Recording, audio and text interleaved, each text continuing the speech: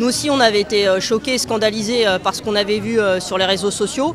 Et on trouvait que dans le contexte d'attaque générale contre les sans-logement, les pauvres, d'une manière générale, tous les exclus de la société, on trouvait que c'était l'occasion de dénoncer à la fois ce qui s'était passé devant ce magasin, mais aussi d'une manière plus générale, la situation qui est faite aujourd'hui aux sans-abri.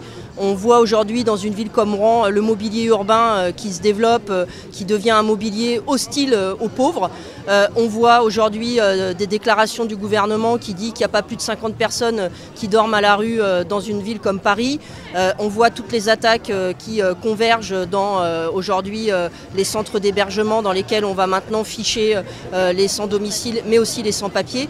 Donc tout ça, ça nous a scandalisés. On a voulu distribuer, discuter avec la population, pas pour stigmatiser les clients de telle ou telle enseigne, mais pour dire qu'aujourd'hui, il y a des logiques capitalistes qui sont totalement contraires à la satisfaction des besoins de l'ensemble de la population.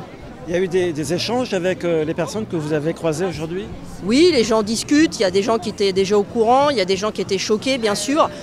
Il y a, comme d'habitude, le sentiment peut-être qu'on n'y peut rien, donc nous, on a décidé d'intervenir pour dire mais si on peut quelque chose, on peut s'unir, on peut relever la tête et éviter de penser que tout ça est du domaine du fatalisme. Voilà, donc c'est un peu ça peut-être la conviction qu'on va développer dans notre mobilisation de cet après-midi.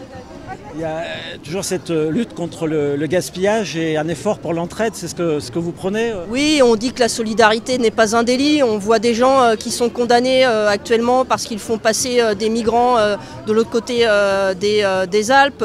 On voit des gens condamnés parce qu'ils ont aidé des familles à se réfugier quelque part. Donc voilà, nous on dit mais c'est fou ça, aujourd'hui aider.